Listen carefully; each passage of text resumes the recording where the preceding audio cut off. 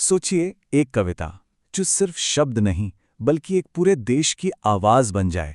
क्या ऐसा हो सकता है? आज हम वॉल्ट विटमैन की एक ऐसी ही कविता सॉन्ग ऑफ माई सेल्फ की शुरुआती पंक्तियों में उतरेंगे और देखेंगे कि कैसे उन्होंने साहित्य की दुनिया को हमेशा के लिए बदल कर रख दिया।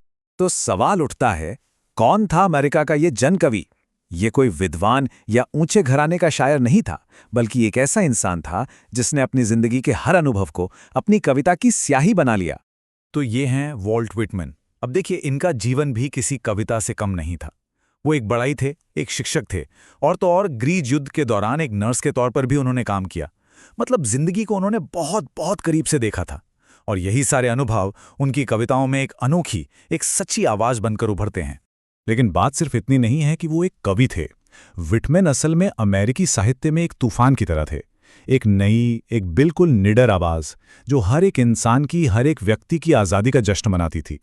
और यहाँ एक बहुत ही दिलचस्प बात है, विटमैन ने अपनी पूरी जिंदगी में सिर्फ एक किताब छापी, बस एक। नाम था लीव्स ऑफ ग्रास। पर रुकिए, ये कोई आम किताब नहीं थी। इसे एक जीती जागती चीज समझिए, एक ऐसा दस्तावेज जिसे वो अपनी जिंदगी के साथ साथ बदलते रहे, बढ़ाते रहे। और जब ये किताब आई ना, तो ये किसी शांत हवा के झोंके की तरह नहीं, बल्कि एक असली तूफान की तरह आई। इसने कविता के सारे पुराने नियम, सारी पुरानी रिवायतें सब तोड़ दीं, और बस इसी वजह से ये अपने दौर की सबसे ज्यादा विवादास्पद किताबों में से एक बन गई।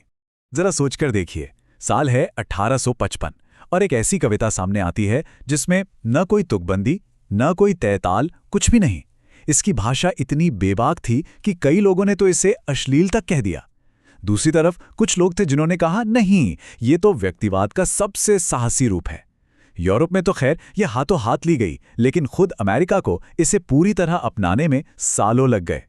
तो चलिए अब और इंतजार नहीं करते, सीधे कविता की दुनिया में कदम रखते हैं और उसकी पहली कुछ लाइनों के जादू को करीब से महसूस करते हैं। कविता की शुरुआत ही देखिए, किसी घोषणा पत्र जैसी है। ये लाइनें सिर्फ एक इंट्रोडक्शन नहीं है, ये एक दावा है, एक स्टेटमेंट। और इस दावे के ठीक बीच में एक शब्द है, अज्यूम, यानी मानना। अब यहाँ अज्यूम का मतलब सिर्फ अंदाजा लगाना नहीं है। नहीं, विटमैन दरअसल ये कह रहे हैं कि जिस सच को मैं अपना मानता हूं, जिस हकीकत को मैं जीता हूं, वो तुम्हारी भी है। ये एक बहुत ही गहरी बात है, एकता की, एक साझे अनुभव की। और फिर अगली ही लाइन में वो इस बात को जैसे एक वैज्ञानिक सच की तरह हमारे सामने रख देते हैं। सच कहूं तो यही इस कविता का दिल है, ये सोच कि हम सब एक ही चीज से बने हैं, हम सब एक दूसरे से जुड़े हैं, हर एक एटम के लेवल पर। अच्छा, अब जरा भाषा की कारीगरी पर गौर करते हैं। क्या आपने ध्यान दिया, विटमैन पहली ही लाइन में माई सेल्फ शब्द का 2 बार इस्तेमाल करते हैं, लेकिन दोनों बार इसका मतलब थोड़ा सा अलग है। ये उनकी कला का एक कमाल का नमूना है। देखिए, जब वो कहते हैं आई सेलिब्रेट माई सेल्फ, मतलब मैं खुद का जश्न मनाता हूं, तो यहां काम करने वाले भी वो खुद हैं और जिस पर काम हो रहा है वो भी खुद हैं। लेकिन जब वो कहते हैं एंड सिंग माई सेल्फ, मतलब और खुद को गाता हूं, तो यहां खुद गाने का विषय बन जाता है ना। भाषा का एक छोटा सा पर कितना खूबसूरत खेल, ये विटमैन की महारत को साफ साफ दिखाता है।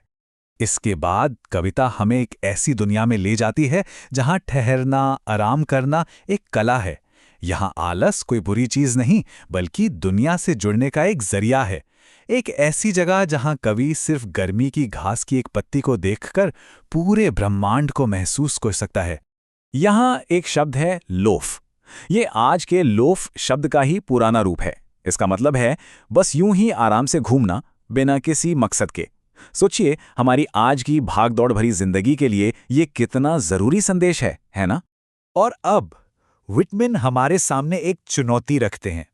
वो कहते हैं कि अगर दुनिया को सच में जानना है ना, तो हमें अपने सीखे हुए सारे विश्वास, सारी विचारधाराएं कुछ देर के लिए एक तरफ रखनी होंगी। जब वो क्रीड्स कहते हैं तो उनका मतलब है हमारे धार्मिक विश्वास, और स्कूल्स से मतलब है वो सारी सोच, सारी विचारधाराएं जो हमें सिखाई गई हैं। विटमैन कह रहे हैं कि इन दोनों को कुछ देर के लिए साइड में रखिए और दुनिया को अपनी आंखों से देखिए। और ये जो फ्रेज है इन अबेयंस, इसका मतलब ही है किसी चीज को बस थोड़ी देर के लिए रोक देना। तो विटमैन ये नहीं कह रहे कि अपनी सीख को एकदम भूल जाओ, नहीं, वो बस इतना कह रहे हैं कि उसे कुछ देर के लिए थाम लो और दुनिया को सीधे सीधे महसूस करो। तो इन सभी पंक्तियों का विश्लेषण हमें इस कविता के सबसे गहरे और सबसे क्रांतिकारी विचार तक ले आता है। तो आखिर इस कविता का सबसे बड़ा सच है क्या? देखिए, जब विटमैन मैं कहते हैं तो वो सिर्फ वॉल्ट विटमैन के बारे में बात नहीं कर रहे। वो मैं, हम सब हैं, हर एक इंसान। यही इस कविता का दिल है। ये सोच के हम सब एक हैं, हम सब प्रकृति से जुड़े हैं और हम सब एक दूसरे का ही हिस्सा हैं। तो सवाल ये है कि 150 साल से भी ज्यादा पुरानी ये कविता आज हमारे लिए इतनी जरूरी क्यों है? क्या है इसमें ऐसा? वो इसलिए क्योंकि ये कविता हर एक इंसान को, हर एक व्यक्ति को खास मानती है, लेकिन साथ ही ये भी याद दिलाती है कि हम सब एक हैं।